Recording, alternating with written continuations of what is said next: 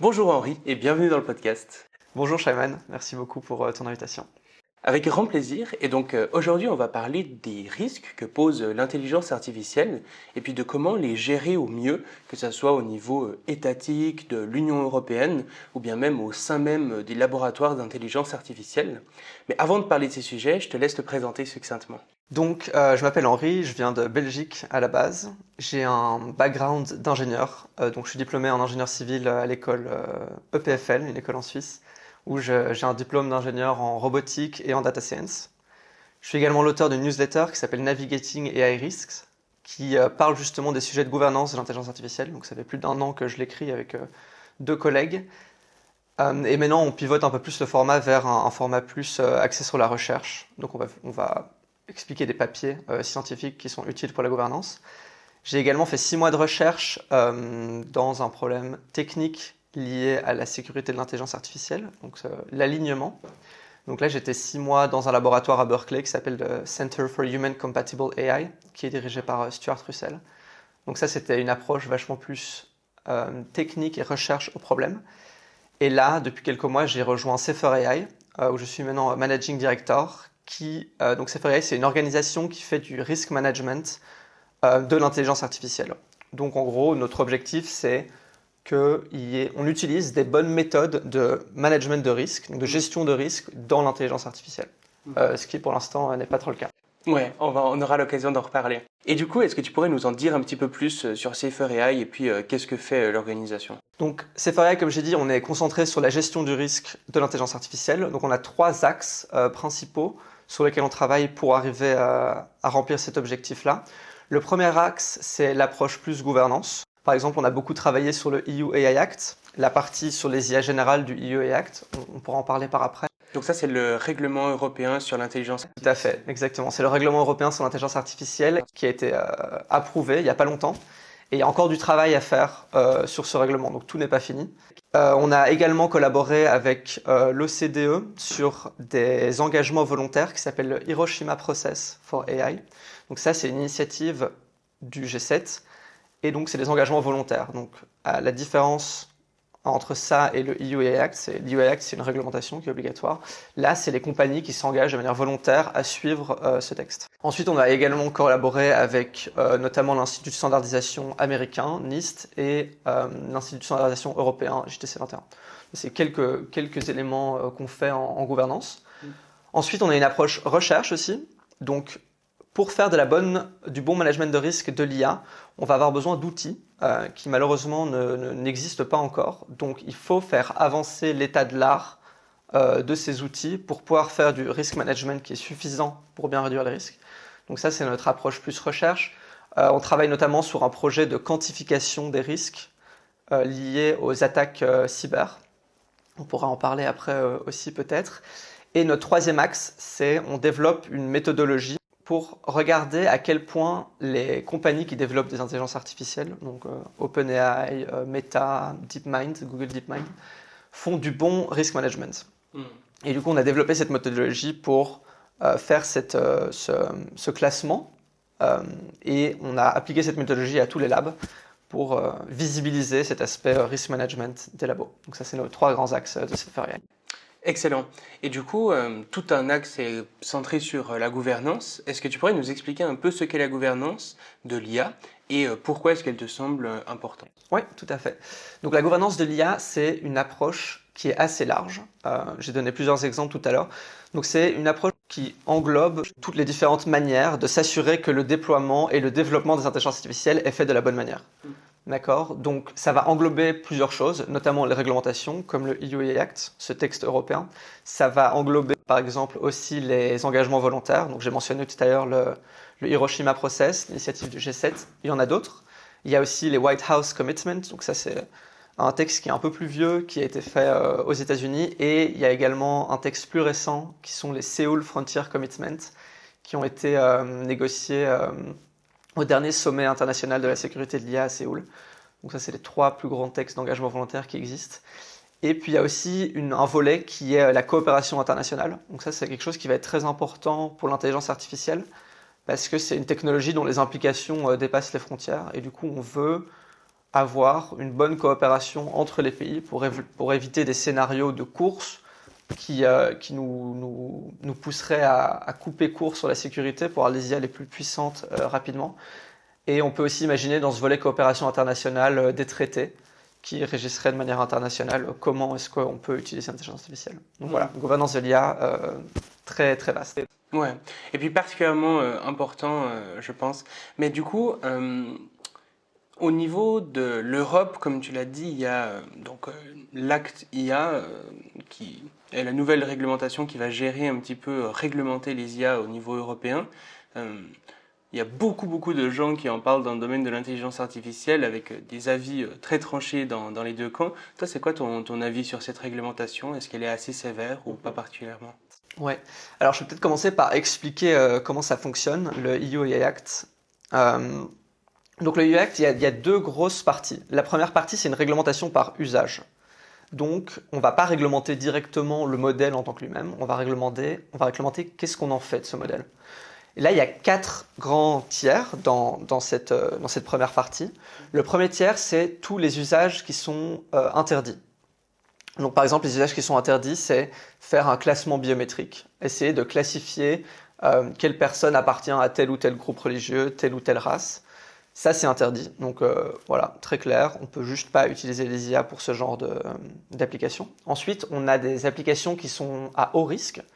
Et là, la majeure partie de l'acte va se concentrer sur ces applications-là. Donc il y a énormément de réglementations sur ces applications. Pour donner un exemple de telles applications, on a l'utilisation de l'IA dans l'éducation, on a l'utilisation de l'IA dans la loi. Donc, par exemple, si on veut utiliser un modèle d'IA pour essayer d'évaluer la véracité de preuves, on va être soumis à tout ce package de régulation-là. Ensuite, on a des usages qui sont considérés à bas risque.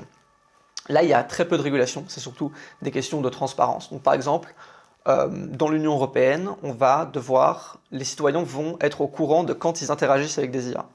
Donc si tu prends un appel pour réserver au restaurant et que c'est une IA qui te prend en charge, à terme, on va plus se rendre compte que c'est des IA parce que la qualité de la génération de la voix sera tellement forte qu'on va plus faire la différence entre une IA et un humain. Là, on va être obligé de te dire que tu communiques avec une IA. Donc ça, c'est pour l'usage risque bas. Et ensuite, il y a tout le reste, donc les usages qui sont considérés sans risque. Par exemple, l'IA utilisée dans les jeux vidéo. Donc là, il n'y a aucune réglementation. Voilà, ça, c'est la grosse première partie par usage. Et ensuite, il y a une deuxième partie qui a fait couler un peu plus d'encre, c'est la réglementation par architecture.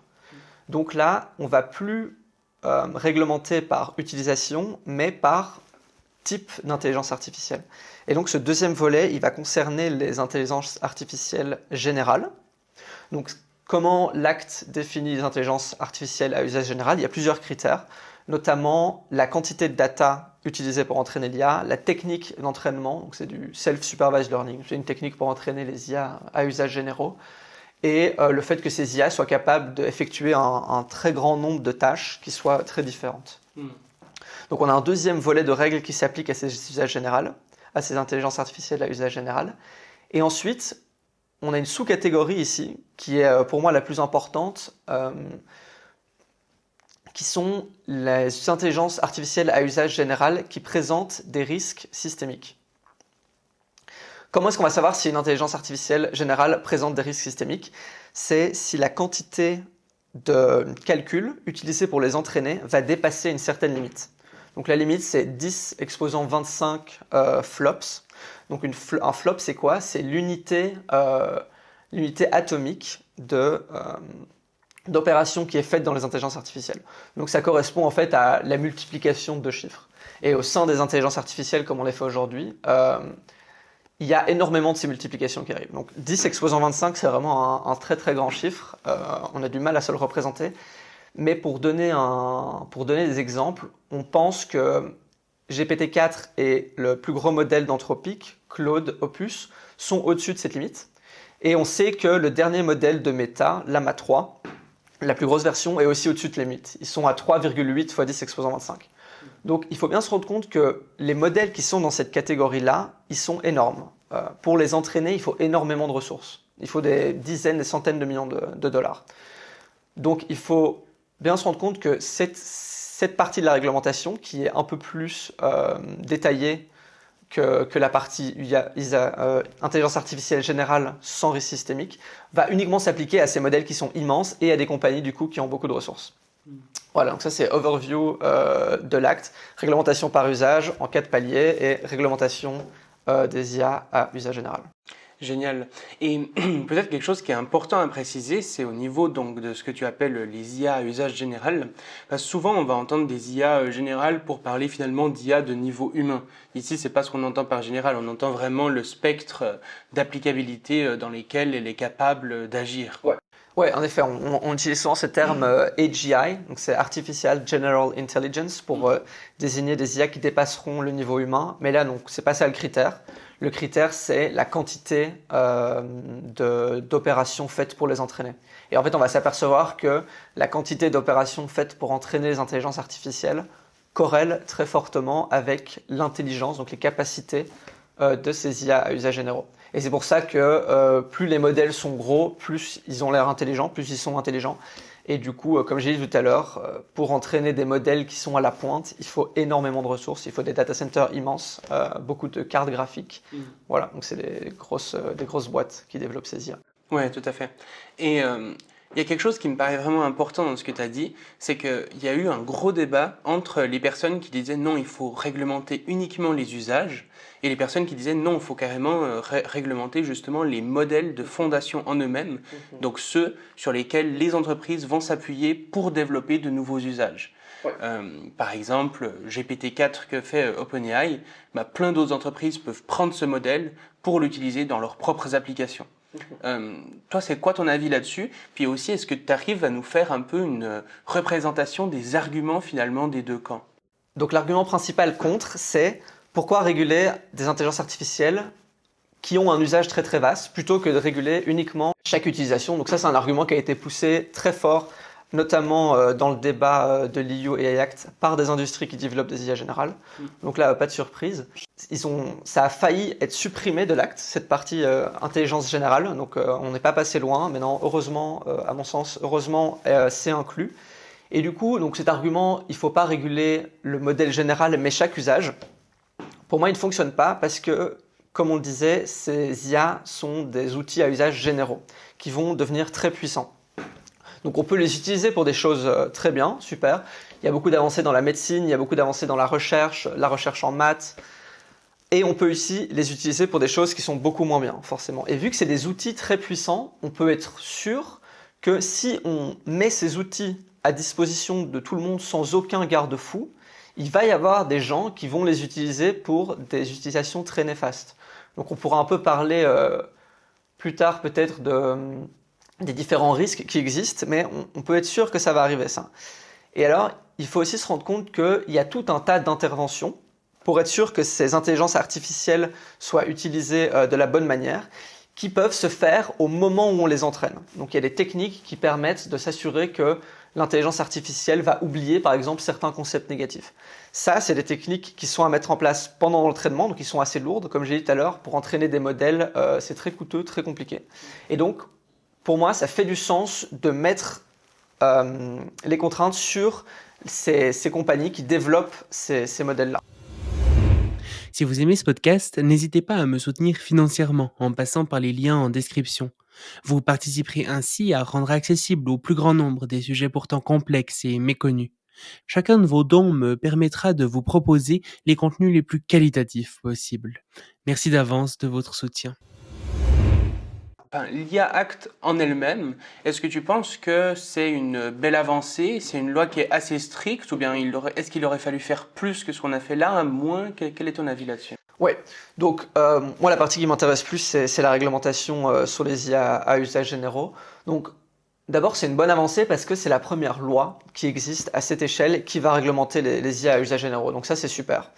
Actuellement dans la loi, le texte qui parle des usages généraux, il est très succinct. Par exemple, il y a des grands axes. On va devoir évaluer les intelligences artificielles. On va devoir essayer d'évaluer les risques qu'elles présentent et de mitiguer ces risques. On va devoir reporter les accidents graves qui sont arrivés. On va devoir avoir des bonnes mesures de cybersécurité en place lorsqu'on développe ces IA. Et en fait, ces règles-là, elles sont très floues. Elles sont encore très générales. Donc, elles vont devoir être opérationnalisées par un processus qui va arriver qui s'appelle les Codes of Practice. Donc ça, c'est très similaire à de la standardisation. Donc en fait, on a une loi qui est assez générale, qui a des objectifs assez haut level, mais qui ne sont pas directement implémentables dans, par exemple, qui ne dictent pas une marche à suivre de comment entraîner une IA. Et donc en fait, ces règles assez haut niveau et vagues, elles vont devoir être opérationnalisées dans ce texte, dans les Codes of Practice. Donc là, c'est là qu'on va vraiment avoir la substance de l'acte pour ces IA à usage généraux. Et donc, je pense que le gros reste à faire, en gros. Donc pour l'instant, on a un bon cadre. Ces objectifs haut niveau englobent beaucoup de choses qui sont très bien. Mais si l'opérationnalisation à travers ce texte est faible, on va perdre énormément des bénéfices de cette loi. Donc le gros du travail reste à faire. Cet effort va durer quelques mois. Dans moins d'un an, on est censé avoir fini. Donc voilà, ça c'est quelque chose auquel Sephora AI va contribuer. Et ça va être le gros cheval de guerre. En gros. Il va falloir que ça se passe bien. Donc affaire à suivre.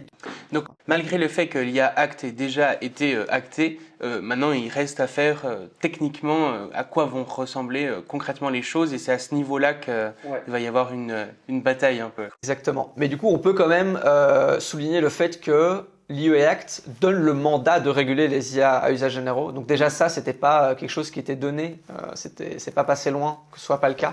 Et donc maintenant, en effet, il va falloir profiter de ça et utiliser ça pour mettre en place des règles suffisantes pour bien réduire les risques liés aux IA à usage généraux. Ouais, je vois. Et il y a beaucoup de gens qui vont dire dans le discours public que c'est dangereux finalement de réglementer autant en Europe parce qu'on risque de perdre en compétitivité par rapport à la Chine, aux États-Unis. Et donc ce qui va se passer, c'est juste que l'Europe va réglementer, elle va pas réussir à faire des IA performantes, et donc on va se faire dépasser. Et c'est les autres pays qui vont nous imposer des IA potentiellement problématiques, encore plus que si on les avait développées en Europe. Quel est ton point de vue sur cet argument? Oui. Donc je pense qu'en effet, c'est important que l'Europe reste compétitive. Comme je l'ai dit, je pense que l'IA est une technologie qui a beaucoup d'implications, qui va amener des grands changements dans notre société. Et donc c'est bien qu'on garde un pied dans cette aventure-là en Europe. Mais donc, comme je le disais tout à l'heure, cette réglementation des modèles à usage généraux, qui est la partie qui a fait couler beaucoup d'encre, donc la réglementation par usage, ça c'est classique. Les usages à haut risque sont réglementés partout. Donc, par exemple, le médical, il y a beaucoup de réglementations. Et donc, pour revenir à ces IA à usage généraux, qui a fait couler beaucoup d'encre, il faut se rendre compte, donc, comme j'ai dit, que cette loi va toucher uniquement les énormes compagnies qui ont les moyens de mettre en place et de suivre ces règles. Et aussi, il faut se rendre compte que cette loi va légiférer tout le marché européen, qui est un énorme marché. Et donc en gros, en général, avec les lois à l'échelle européenne, il y a ce qu'on appelle le Brussels Effect. Le Brussels Effect, c'est quoi? C'est une loi qui va réglementer uniquement le marché européen et que toutes les compagnies vont décider de suivre. Parce que les compagnies ont besoin d'accéder au marché européen, c'est un gros marché. Et du coup, c'est des lois européennes qui, au final, vont pousser les compagnies à suivre ces réglementations de manière plus globale. Donc on va voir si le Brussels Effect va s'appliquer à l'intelligence artificielle. En tout cas, les grosses compagnies américaines qui développent des IA et qui vont vouloir accéder au marché européen, les grosses compagnies chinoises également, vont devoir aussi suivre ces règles. Donc c'est des règles qui vont s'appliquer à tout le monde et aux grosses compagnies pour l'instant. Donc je pense qu'elles sont importantes et elles ne vont pas... le bénéfice risque va dans le bon sens, donc elles sont nécessaires à l'échelle de l'Union européenne. Ouais, je vois. Et je pense qu'on a un peu tendance à sous-estimer aussi finalement les régulations qu'il peut y avoir aux États-Unis et en Chine. On a tendance à se représenter ça comme des gens qui veulent juste avancer le plus rapidement possible. Mais actuellement, notamment aux États-Unis, il commence à y avoir des lois quand même relativement strictes au niveau des IA à haut risque également. Oui, donc aux États-Unis, il y a eu un executive order qui a été poussé par l'administration de Biden. Il y a combien de temps? Ça devait être il y a plus ou moins 1 an maintenant. Donc c'est quelque chose qui est, il n'y a pas beaucoup de substance. En gros, ça poussait beaucoup les administrations, par exemple l'Institut de standardisation, à se mettre en marche et à écrire ces standards. Donc on va voir où ça va. Et là, il y a une loi qui, à l'échelle de la Californie, est en train d'être ratifiée. Donc elle n'est pas encore passée. Elle doit passer la dernière étape de ratification très bientôt là. Donc on va voir si elle passe. Mais en effet, les États-Unis commencent à bouger aussi. Mais par contre, quand même, l'IA Act est la première loi existante qui englobe les IA à usage généraux. Donc quand même très chouette d'être en Europe pour ça. Clairement la classe. Et je pense que pour le grand public, ça peut être un peu confus parfois, cet aspect où on va dire ah, il y a l'IA Act, et ensuite on approuve l'IA Act, et ensuite on écrit les lois, mais du coup les lois, elles n'ont pas déjà été approuvées. Enfin, c'est un peu flou, je pense, le fonctionnement pour certains. Tu pourrais nous expliquer un peu comment ça fonctionne justement Oui, donc en effet, c'est des processus très longs. Ça fait très longtemps qu'il est en négociation, ce texte. L'Union européenne est une machine démocratique très très grande, donc tout ça prend du temps, bien sûr. Donc là, il y a eu d'abord beaucoup de négociations. Ok, donc revenons plus haut level. Donc d'abord, l'EU AI Act va être majoritairement écrite par la Commission européenne, qui ensuite va la soumettre au Parlement et au Conseil européen pour que ceux-ci l'approuvent. En général, ils vont faire des amendements, il va y avoir des négociations pour modifier ce texte. Une fois que ça, c'est bon, on a le texte qui est écrit et qui est validé. Là, on est à ce stade-ci. Donc l'EU AI Act est finalisé. Et comme j'ai dit tout à l'heure, ce qui est écrit dans cet acte pour les IA à usage généraux est un niveau assez haut d'objectifs. Et donc, ce n'est pas quelque chose qui est opérationnalisable directement. Et du coup, là, on va entrer dans un dernier processus qui va être l'écriture des standards et des codes of practice. Donc les standards, c'est pour les réglementations par usage, et les codes of practice, c'est pour les réglementations sur les IA générales. Et du coup, ces codes of practice-là, ils vont beaucoup plus faire appel à des experts qui s'y connaissent très bien en intelligence artificielle. Du coup, on va rentrer dans cet effort-là, qui est le dernier effort. Une fois que ça c'est fait, on est bon. Et comme j'ai dit, on va avoir beaucoup d'input d'experts. Donc, C4AI va contribuer à ça. On est déjà en train de faire des contributions. Et là, du coup, il y a des experts qui viennent de l'académique, il y a des experts qui viennent des compagnies elles-mêmes, donc qui, elles, forcément, ont une vision... et elles aimeraient que ces codes of practice soient le plus léger possible. Et du coup, c'est là qu'il va y avoir une négociation importante avec ces compagnies qui seront à la même table que les experts académiques et les experts d'organisations à société civile, comme SFRAI. Donc, nous ne sommes pas une organisation qui développe des IA. Et donc ça, c'est, comme je disais, le gros cheval de bataille et la dernière étape. Et ensuite, tout est bon, c'est fini. Ok, donc très intéressant d'avoir abordé tout ça au niveau de l'IA Act, qui est très importante, comme tu l'as dit. De façon plus générale, est-ce que tu as l'impression qu'en France, en Europe, les politiciens comprennent assez bien les enjeux de l'IA, ou bien pas particulièrement? Alors, donc, l'IA à usage général, comme je l'ai dit là, c'est une technologie qui est très très récente. Donc elle a été vraiment mise sur le devant de la scène avec ChatGPT, qui date d'il y a moins de 3 ans. Donc c'est dur d'être très au fait d'une technologie qui va si vite. Je pense que c'est une particularité et une des difficultés de faire de la bonne gouvernance sur les IA. Tout se développe très vite, les enjeux changent très rapidement. Donc il pourrait y avoir une meilleure expertise chez les politiques, bien sûr, mais il faut en gros que les politiques écoutent les experts. Ça va pas être possible de suivre cette technologie qui va tellement vite. Donc je pense qu'il faudrait que les politiques se tournent le plus possible vers la science, vers les experts, pour pouvoir faire au mieux ces lois. Et donc actuellement, je pense que si on parle à un politique moyen, donc politique grand public, non, il y aura une très mauvaise compréhension de ce que c'est l'intelligence artificielle, de quels sont les enjeux et de qu'est-ce qu'il faut faire pour aller dans le bon sens. Moi, je vois, du coup, gros travail de formation des politiques à faire. Je pense aussi que ça va venir de plus en plus lorsque l'IA deviendra un sujet grand public, parce qu'évidemment, les politiques essayent de comprendre ce qui intéresse les électeurs aussi. Donc, probablement que ça va jouer si on arrive à diffuser ces connaissances au grand public. Je pense aussi que l'IA va être de plus en plus sur le devant de la scène, en tout cas dans ma vision des choses. Comme j'ai dit, c'est une technologie qui est tellement générale et transformatrice que je pense qu'on va en entendre de plus en plus parler et ça va prendre de plus en plus de place dans notre vie et ça va devoir être amené plus au centre du débat politique. Donc c'est une technologie, je pense, qui doit être gérée de manière démocratique, en débattant. Et donc il ne faut pas faire confiance à 100% aux compagnies qui développent ces intelligences artificielles pour se réguler elles-mêmes. Ça marche pas. Il faut que la scène politique s'empare du débat tout en gardant, comme je le disais, un débat éclairé et basé sur la science. Ouais, je vois. Et depuis tout à l'heure, on parle beaucoup du coup de réglementation pour gérer les risques, mais finalement, c'est quoi ces risques? Quels sont les risques qui te paraissent les plus importants? Ouais, très bonne question. Donc, j'ai l'impression qu'il y a une mauvaise compréhension des risques, d'abord de la part du grand public. J'ai l'impression qu'on parle beaucoup de risques liés plus à la perte de contrôle.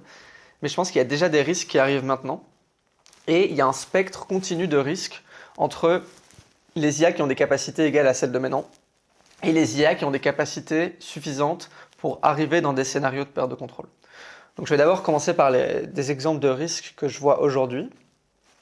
Donc là, c'est des risques qui ont des implications bien sûr négatives, mais pas trop sévères. Donc pour donner des exemples, il y a la désinformation. Il y a les deepfakes par exemple, donc ça c'est une pratique qui consiste à générer des images qui ont l'air très réelles, parce que les modèles deviennent performants, mais qui sont fausses. Et donc pour donner un exemple très concret de ça, il y a une application qui s'appelle Nudify par exemple, où on met la photo de quelqu'un dedans, et cette application va nous ressortir la photo de la personne sans vêtements. Donc ça c'est un exemple d'usage néfaste de l'intelligence artificielle aujourd'hui.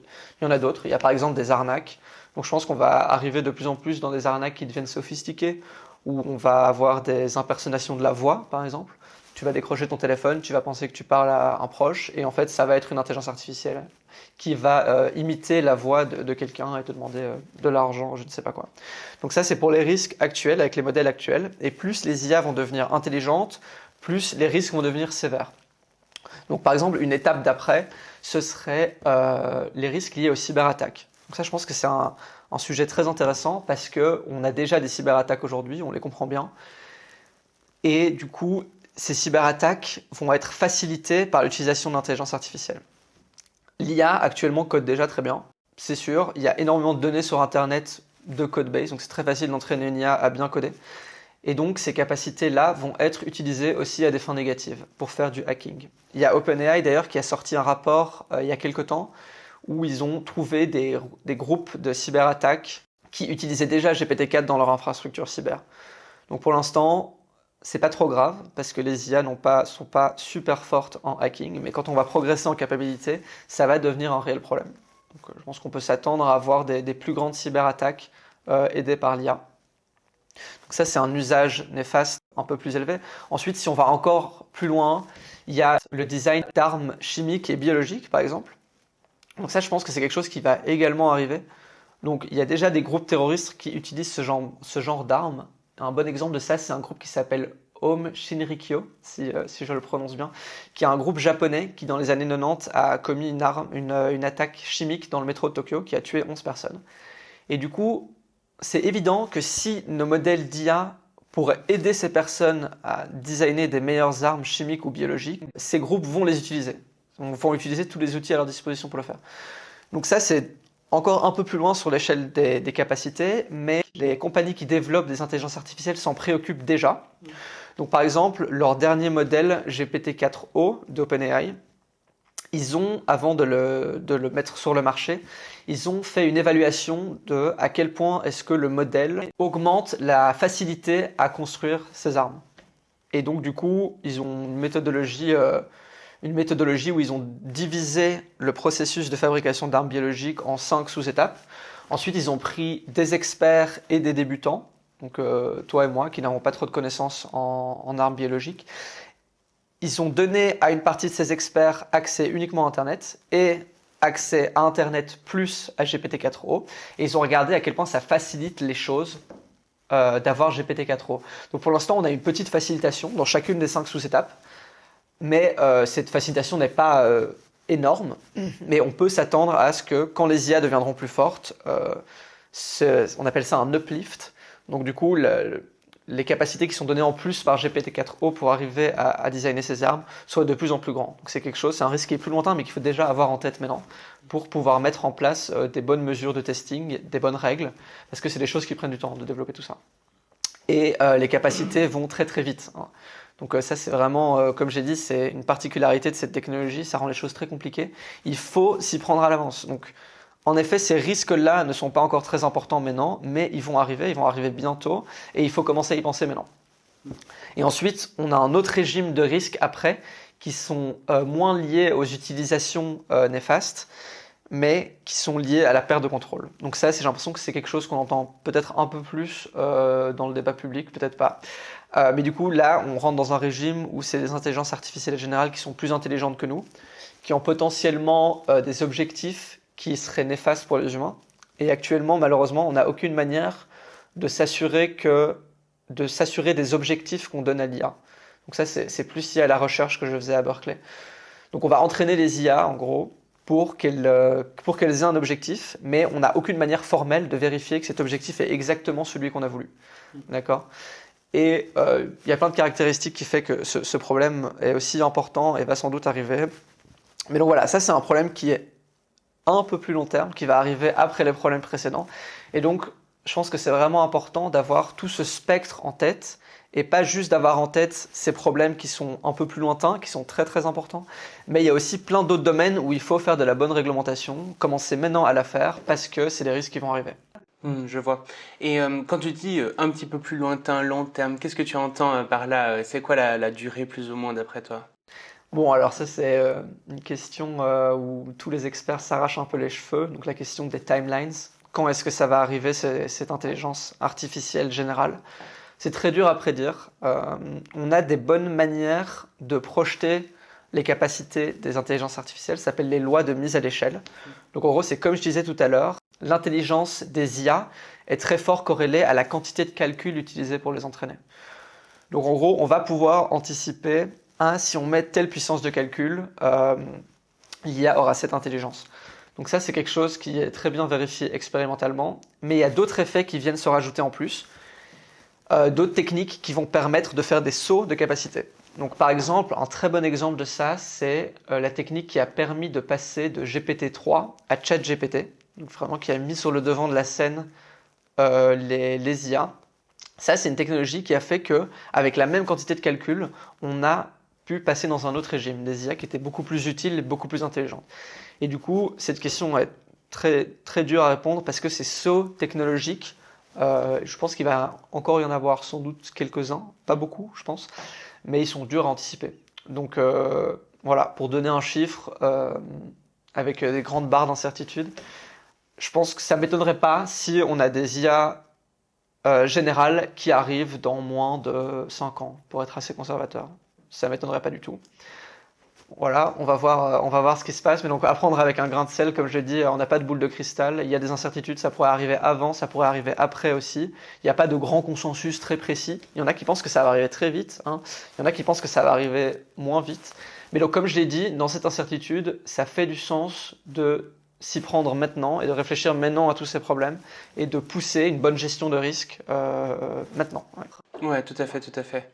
Oui, effectivement, du coup, c'est du long terme, pas si long que ça, finalement. Pas si long terme, surtout à l'échelle des régulations qui prennent du temps. Ouais. Et en quoi, justement, c'est un défi de réglementer l'intelligence artificielle, un domaine qui évolue aussi rapidement? J'imagine que ça pose des défis assez spécifiques. Ouais, il y a beaucoup de défis. Donc, comme je le dis, il faudrait qu'on développe des meilleurs outils pour évaluer les intelligences artificielles.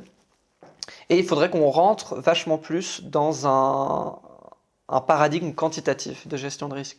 Donc, pour l'instant, on est très fort dans le qualitatif. Par exemple, pour donner un exemple, le Hiroshima Process for AI, le texte volontaire que j'ai mentionné au début, il dit qu'il faut que les intelligences artificielles ne posent pas des risques qui soient déraisonnables. Le texte dit ça, donc c'est quelque chose qui est très qualitatif. Et ensuite, il est laissé au bon vouloir des entreprises de dire ce que ça veut dire, de réfléchir à ce que ça veut dire raisonnable. Et donc ça, c'est quelque chose qui est très flou, qui je pense n'est pas suffisant pour approcher de manière rigoureuse une technologie aussi importante. Et donc je pense que une bonne avancée, ce serait de passer dans un aspect beaucoup plus quantitatif, qui est fait, c'est déjà le cas dans d'autres industries. On peut en parler peut-être si tu veux. Ouais, on en parlera après, mais du coup, j'ai une question là-dessus, c'est est-ce que tu penses qu'il faudrait, étant donné que le temps de la législation est particulièrement long, surtout quand on voit la différence avec le temps de rapidité de développement de l'IA, est-ce que tu penses qu'il faudrait peut-être prévoir un peu plus que ce qu'on fait actuellement, justement, les législations pour les prochains modèles d'IA?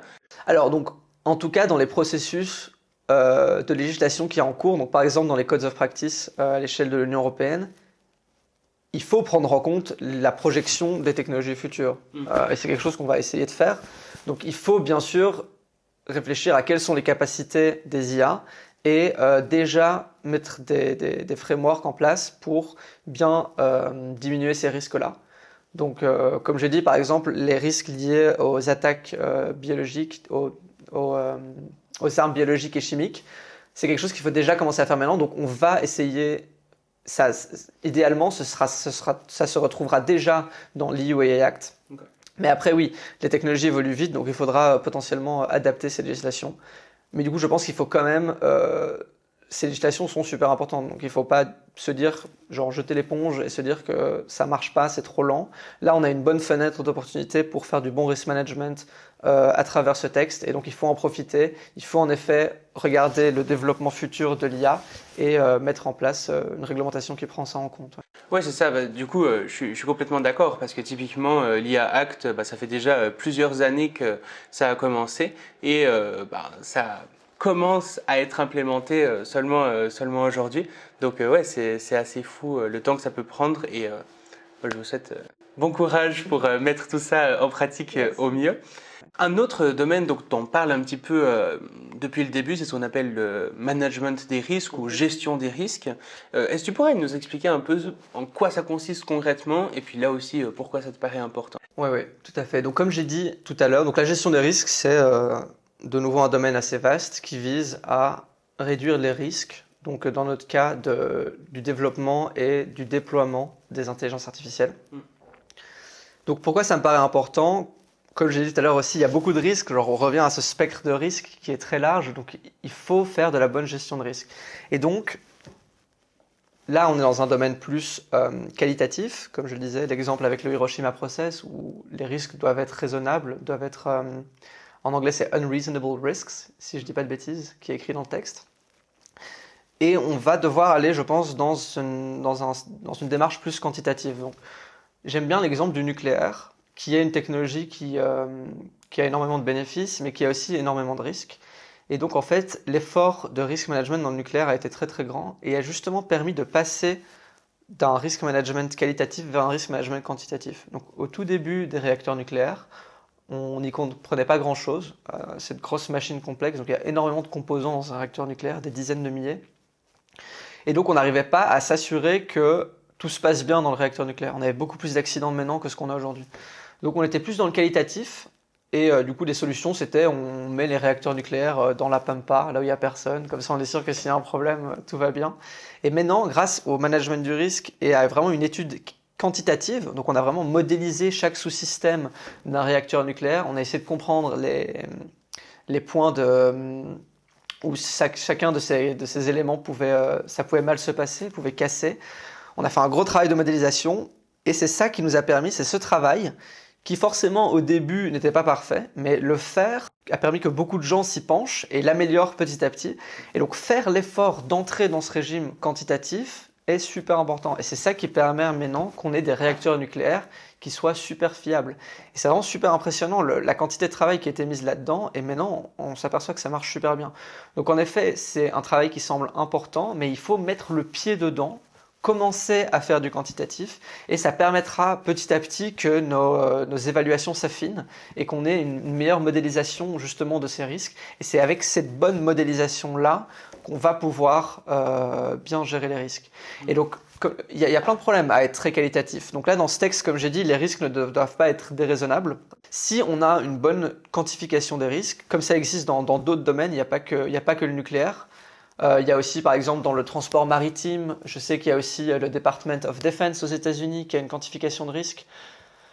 Ça fait qu'on met un chiffre qu'on va considérer comme acceptable.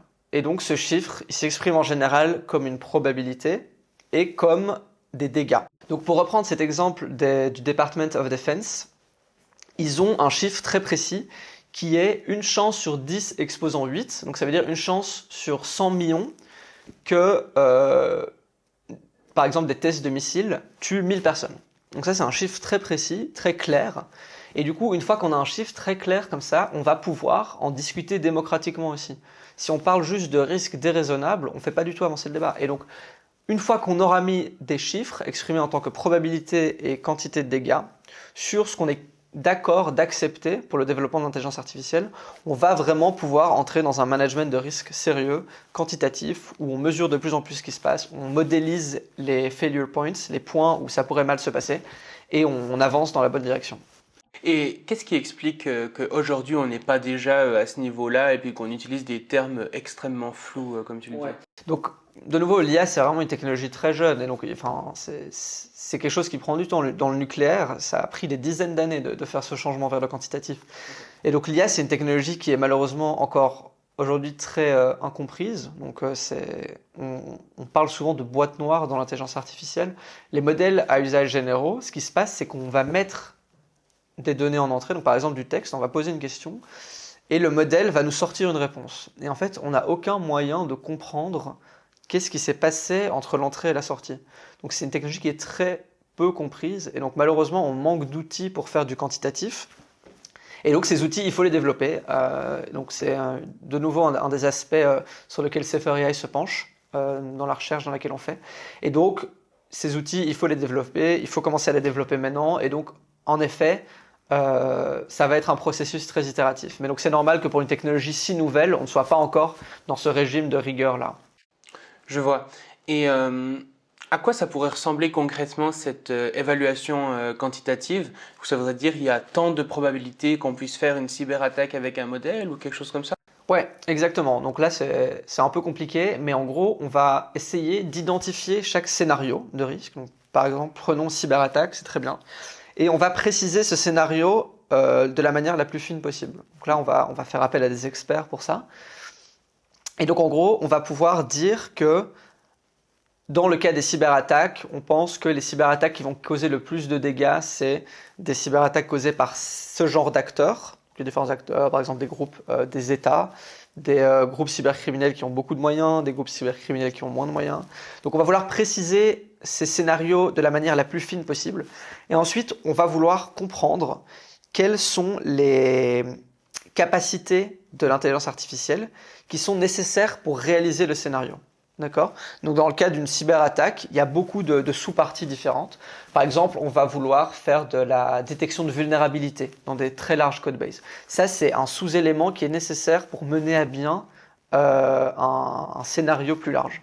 Donc on va modéliser chaque scénario en éléments atomiques, et ensuite, on va devoir avoir des évaluations qui va nous permettre de comprendre quelle est la probabilité qu'une intelligence artificielle arrive à résoudre cette tâche atomique. D'accord ?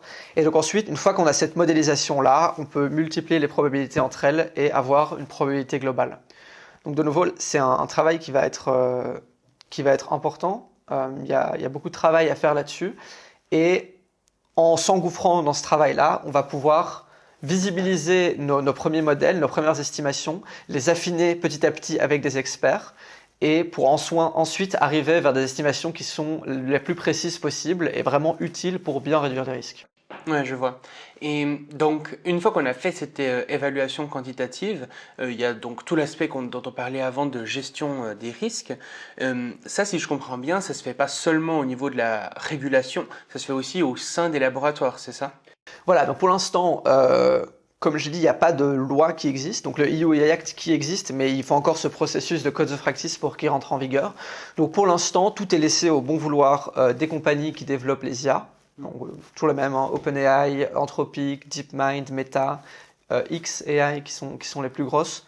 Et donc là, ces compagnies-là s'engagent de manière volontaire à réduire les risques. Donc il y a des compagnies qui le font bien, des compagnies qui le font moins bien.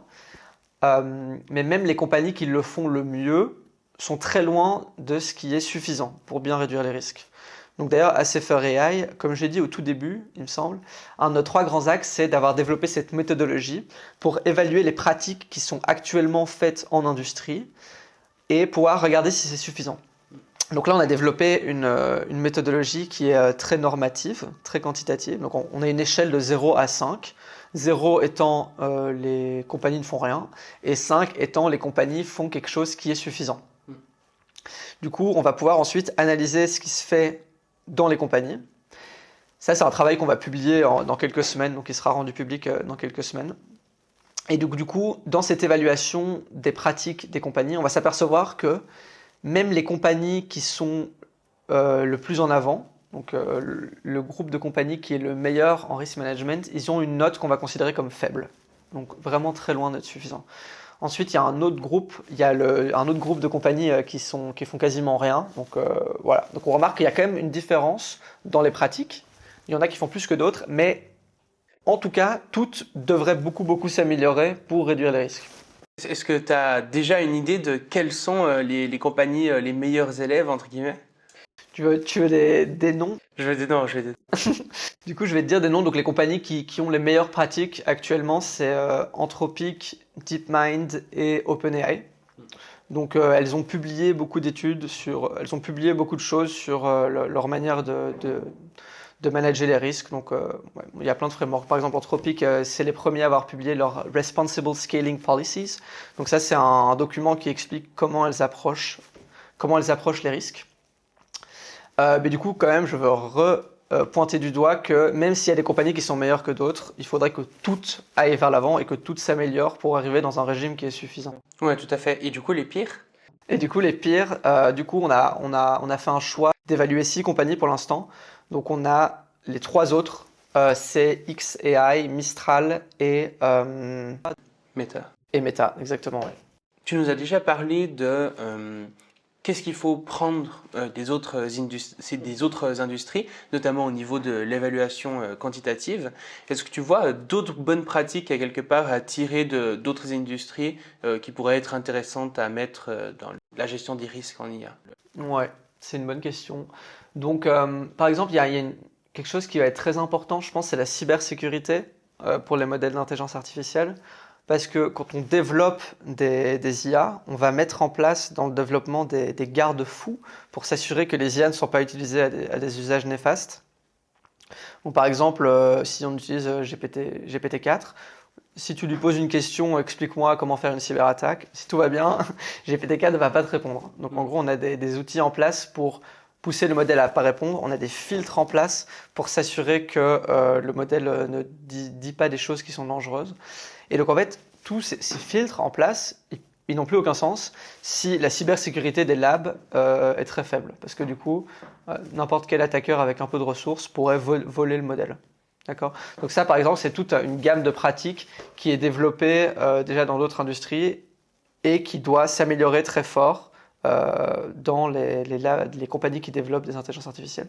Et puis ensuite, il y a plein d'autres pratiques qui sont très importantes à mettre en place dans les compagnies qui développent des IA. Par exemple, il faut une culture de la sécurité plus forte. Donc il y a par exemple des exercices, des safety drills, des exercices de sécurité qui devraient être faits régulièrement pour que s'il y a un scénario un peu catastrophe qui arrive, l'équipe soit prête à réagir au plus vite. Il faut mettre en place par exemple la protection de whistleblowers, de lanceurs d'alerte. Ça, je pense que c'est quelque chose qui est assez important aussi. OpenAI, il n'y a pas longtemps, avait un contrat qui s'appelle un contrat de Non-Disparagement Agreement. Je ne sais pas si tu as entendu parler de ça, mais en gros, c'était assez fou. C'est un contrat qui disait que les employés qui quittaient OpenAI ne pouvaient jamais critiquer OpenAI à jamais.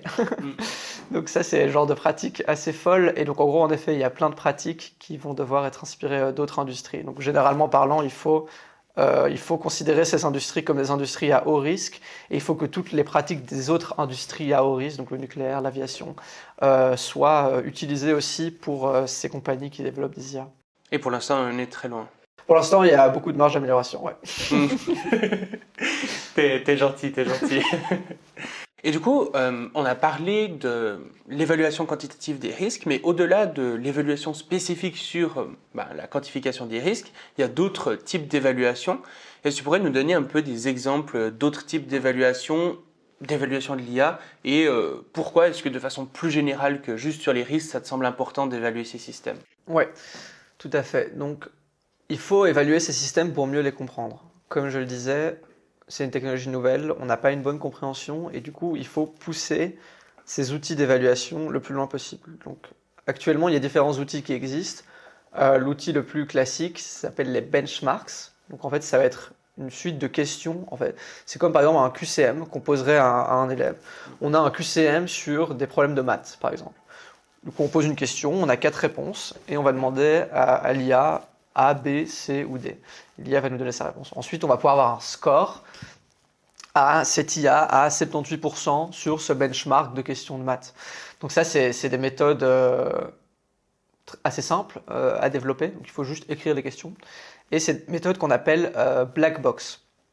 C'est des méthodes qu'on appelle black box parce que on regarde pas ce qui se passe à l'intérieur de l'IA. On lève pas le capot, en gros. On met les questions en entrée, on regarde la réponse en sortie, et on a ensuite un score. Du coup, ça, c'est ce qui est le plus développé actuellement, ce qu'on utilise le plus. C'est ça qui est très fort mis en avant dans les nouveaux releases des intelligences artificielles. On va toujours nous dire « Ah, cette nouvelle IA a un score de autant sur ce benchmark, elle fait mieux que l'IA précédente. » Donc c'est ça qu'on voit beaucoup.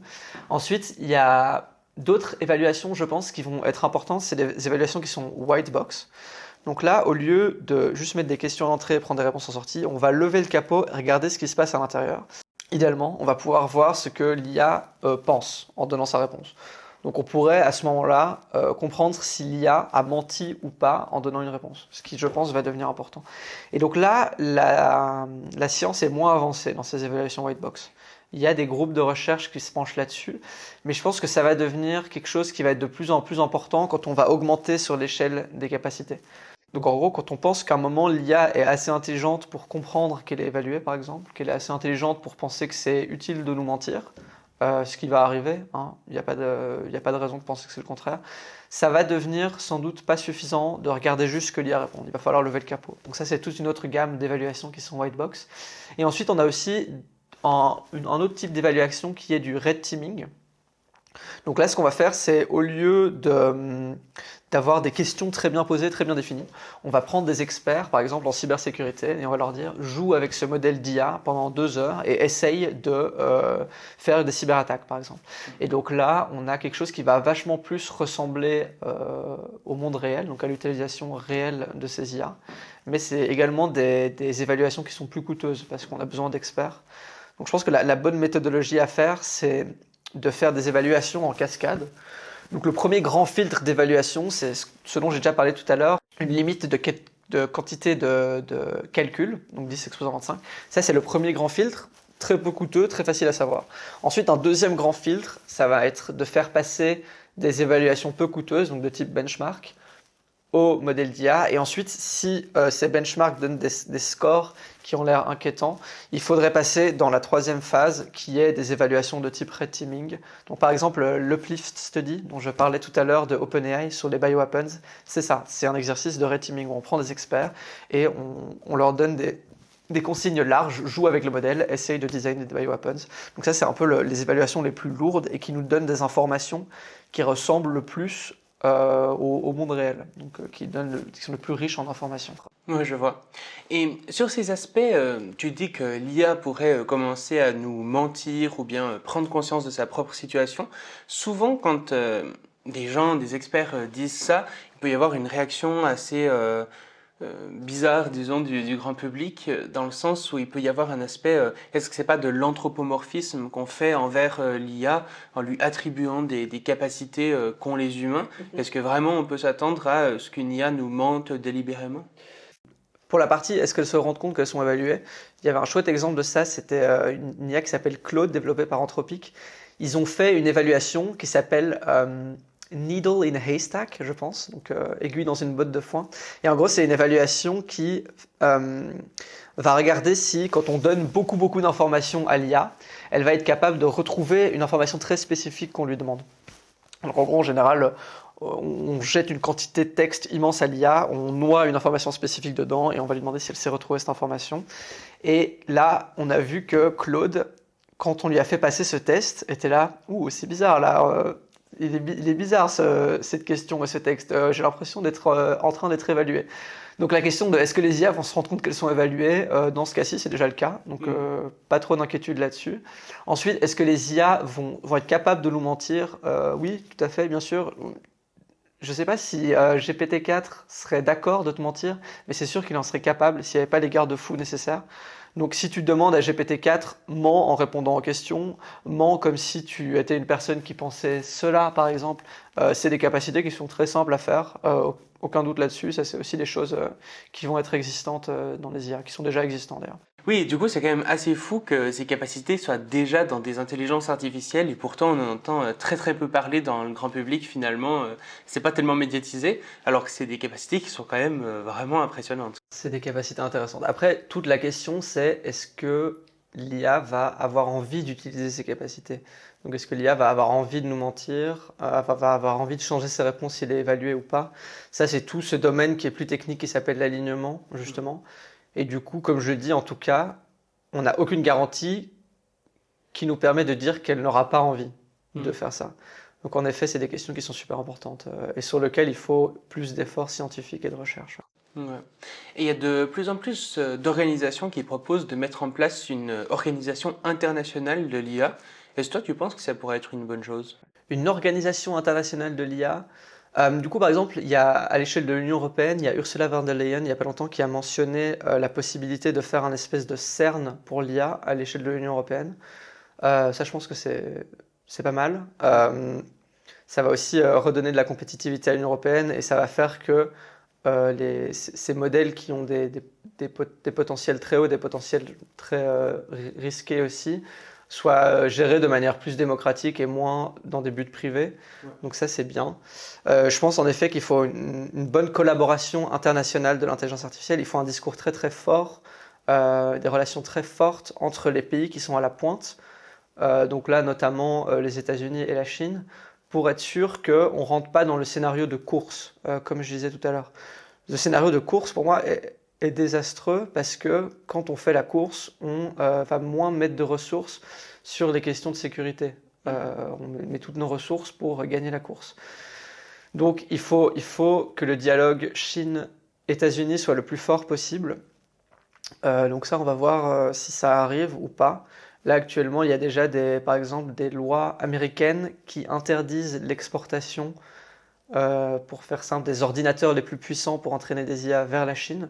Donc on voit qu'on arrive déjà dans des régimes où il y a de la méfiance.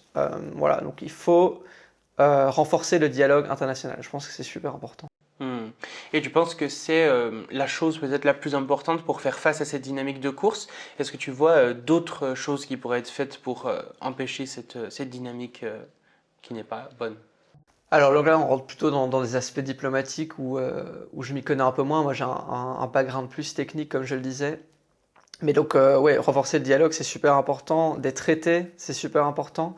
Et en fait, il y a des éléments techniques qui faciliteraient l'implémentation des traités. Donc, par exemple, on pourrait avoir des mécanismes au niveau du hardware, donc au niveau des ordinateurs pour développer ces IA, qui permettent de vérifier que certains protocoles de sécurité soient bien en place.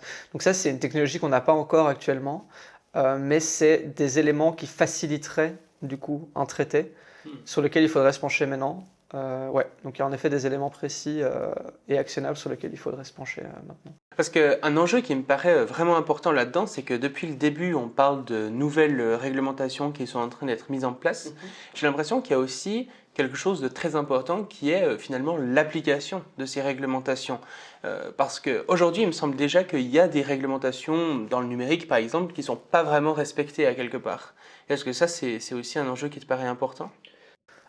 Oui, je pense que c'est un enjeu qui est important. Donc, au moment où on écrit ces lois, il faut une manière très précise de vérifier qu'elles sont bien mises en place. Donc, il faut des indicateurs de performance, par exemple, sur ces lois. On peut aussi étudier, par exemple, au niveau de l'Union européenne, si les risques de l'IA sont en effet bien réduits et ensuite modifier les lois en conséquence. Donc il faut des boucles de feedback sur ces lois pour être sûr qu'elles sont bien appliquées. Ouais. Est-ce que tu as l'impression que ces dernières années, il y a des sortes de grandes tendances qui se dégagent de la gouvernance de l'intelligence artificielle, des choses qui évoluent dans un certain sens, qui te paraissent plus intéressantes ou moins intéressantes? Ouais, donc comme je le disais, l'intelligence artificielle est sur le devant de la scène depuis pas longtemps, depuis ChatGPT, et du coup, on remarque quand même qu'il y a, on dirait, une prise de conscience de cette technologie qui arrive. Donc, par exemple, il y a une suite de sommets internationaux, les AI Safety Summit, qui ont commencé au Royaume-Uni et qui ont qui ont rassemblé beaucoup de pays. Et ces pays ont ensemble signé une déclaration, la Bletchley Declaration, qui reconnaît que l'IA a des risques et qu'il faut faire attention. Donc on sent que quand même, depuis l'apparition de cette technologie, les risques sont quand même abordés et visibilisés au sein des policymakers. Donc on dirait qu'il n'y a pas un négationnisme complet de la part du politique sur ces enjeux-là. Donc ça, évidemment, c'est très bien. Ouais. Du coup, est-ce que ça fait que tu es globalement optimiste pour le futur de la gouvernance de l'IA? Est-ce que tu as l'impression qu'avec les dynamiques actuelles, on va plutôt dans le bon sens et que ça va s'améliorer, ou bien pas particulièrement? Est-ce que je suis optimiste sur la gouvernance de l'IA? Donc, par exemple, pour reprendre le texte européen, l'EU AI Act, je pense qu'on peut faire quelque chose de très bien. On va voir si on y arrive, mais il y a la place pour le faire. Donc ça, c'est très bien. Donc, il faut continuer les efforts de gouvernance. Je pense que c'est la seule manière dont cette transition vers l'IA va bien se passer. Donc il ne faut pas jeter l'éponge et tout abandonner, il faut continuer. Mais de nouveau, c'est une gouvernance qui est très compliquée parce que c'est une technologie qui va très vite.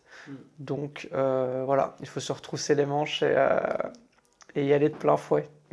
C'est vrai qu'il peut y avoir un aspect un petit peu où certaines personnes se diraient finalement c'est presque impossible à faire, on se bat contre des grandes entreprises qui ont des moyens absolument immenses, c'est des trucs législatifs hyper compliqués et tout, est-ce qu'on va vraiment réussir à faire quoi que ce soit, à avoir un poids là-dedans?